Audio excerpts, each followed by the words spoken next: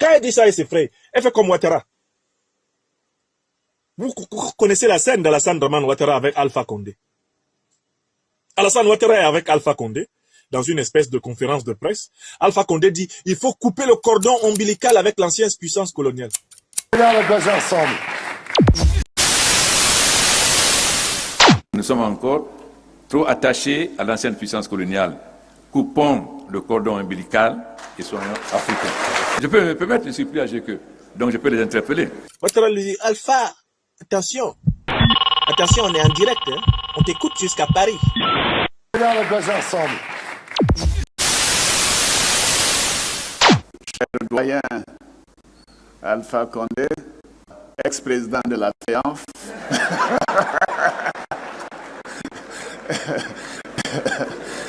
président de la République de Guinée et président en exercice de la conférence des chefs d'État de l'Union africaine. J'ai oublié de dire à Alpha que nous étions en direct.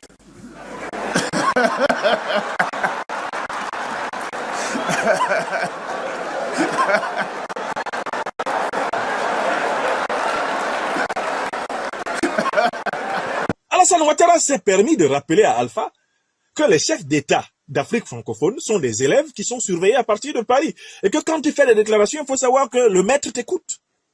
Et il l'a dit publiquement. Et Alpha Condé a dit j'assume. Alassane, j'assume. Ensemble.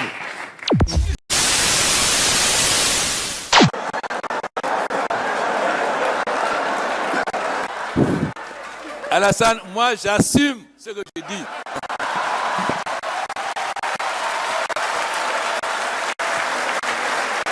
Bien, mon cher conseiller politique, voilà, vous êtes égal à vous-même. Merci beaucoup. Quelque temps après, Alpha Condé tombe. Ensemble.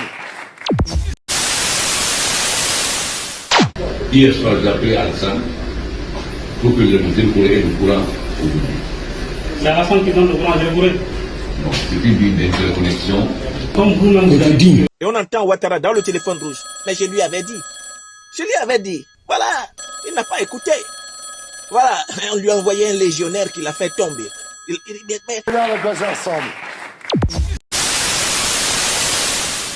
Nous sommes encore... Bon les amis, vous allez pas m'en vouloir pour cette vidéo rapide que je fais parce que je viens d'apprendre que le dictateur Alpha Condé, président de la Guinée, 83 balais tout de même, hein, a été complètement démis de ses fonctions dans la matinée du dimanche 5 septembre 2021 suite à un putsch qui a entraîné immédiatement comme ça la dissolution des institutions. L'information a été confirmée par le lieutenant-colonel Mamadi Doumbouya. Je profite donc de cette triste nouvelle pour le peuple guinéen pour rappeler à ceux qui ne comprennent toujours pas que les peuples africains ont soif de justice, de prospérité et de bien-être, qu'il y a comme ça une dynamique de changement qui est engagée depuis quelques années en Afrique et la succession de plus en plus rapprochée avec des scandales et des putschs par-ci par-là devrait vous indiquer que l'Afrique est une cocotte minute qui peut exploser demain à tout moment.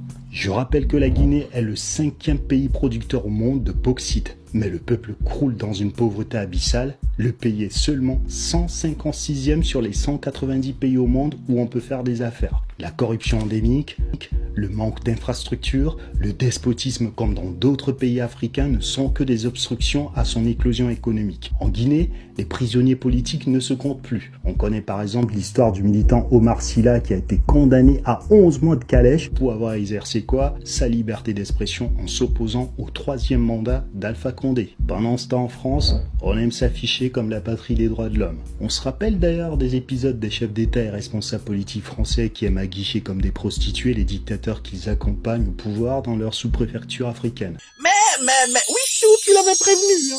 Tu l'avais prévenu en Mondovision, hein. Alpha, on nous écoute jusqu'à Paris.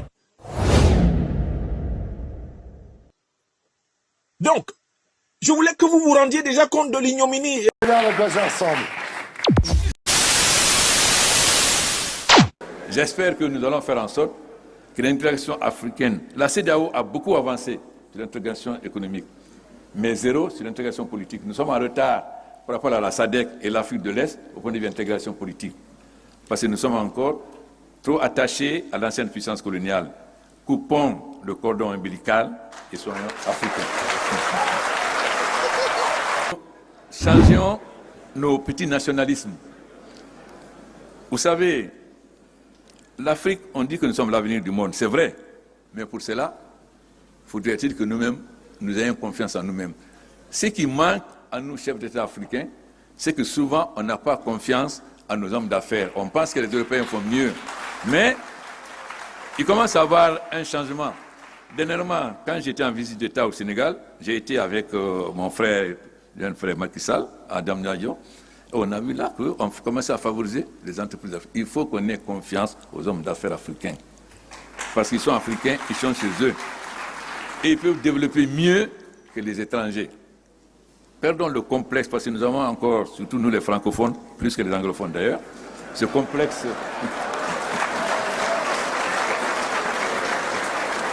Mais je crois que les choses commencent à évoluer, car l'Afrique doit prendre son destin en main. À Deauville, il se fait au mois, on avait mis les grandes puissances en garde. N'intervenez pas en Libye. Votre intervention va avoir deux conséquences. La somalisation de la Libye et la prolifération des armes chez nous. Qui connaît comment la Libye était gouvernée, c'est que si Kadhafi n'est pas là, chaque Libye va prendre son indépendance. Donc il n'y a pas d'État, c'est comme la Somalie. Et tout le monde savait que la Libye était un arsenal. Voilà aujourd'hui les conséquences que nous subissons.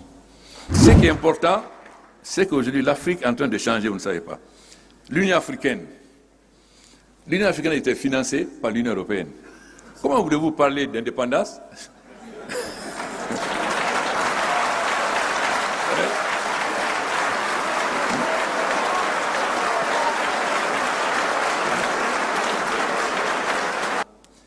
Quand il y a un sommet de l'Union africaine, de l'Union européenne, pardon, tous les 6 à 10 heures, tous les chefs d'État sont dans la salle à 10h moins 5.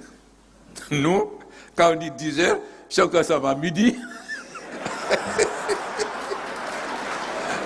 Si on commence à midi, on a commencé tôt. Vous avez des présidents qui viennent jusqu'à 10 distances, et la matinée, ils prennent l'avion, ils repartent, alors que la conférence dure 3 jours. Pourquoi? Et ensuite, nous sommes fatigués par les ministres des Affaires étrangères, ou même des ambassadeurs. Nous avons donc décidé désormais que seul, s'il n'y a pas un président, seul le vice-président ou le premier ministre prendra la parole. Celui qui envoie son ministre des Affaires étrangères, il n'aura pas la parole, encore moins un ambassadeur. Mais ce qu'on n'a pas compris, c'est que les chefs d'État africains ont compris qu'aujourd'hui, avec le danger du terrorisme, l'immigration clandestine, l'accès au développement, l'énergie, la lutte contre le climat, nous ne pouvons pas nous diviser sur un seul problème. On peut avoir des divergences, mais ce qui nous unit est plus important. Nous avons constaté aussi que quand l'Afrique parle d'une seule voix, on est écouté. Mon frère, vous vous rappelez que lorsque nous étions en Afrique du Sud, j'ai fait une lettre que j'ai fait signer par chacun d'entre vous. Vous m'avez dit, encore, tu es revenu à tes habitudes, la fin, l'émotion. Mais nous avons écrit au président Hollande pour dire, voilà nos objectifs. Si le COP21 ne remplit pas ses objectifs, nous ne voterons pas. Et nous avons donné à tous les ministres de s'abstenir. La conséquence, nous avons obtenu. Regarde le baiser ensemble. Très contente. Par rapport à ce qu'on a entendu, ce qu'on a vu. La confusion régnait hier dans la capitale. Des coups de feu ont été entendus, mais aucun mort n'a été rapporté. Tout s'est déroulé très rapidement. Les putschistes ont diffusé une vidéo du président âgé de 83 ans. S'en sont suivies plusieurs annonces, dont une à la télévision. Je pense qu'il est temps pour nous de se comprendre, de se donner la main, de s'asseoir, d'écrire une constitution qui est adaptée à nos réalités, capable de régler nos problèmes. Parce que si vous voyez l'état de nos routes, si vous voyez l'état de nos hôpitaux, vous vous rendez compte qu'après 62 ans, il est temps pour nous de se réveiller. Il faut qu'on se réveille.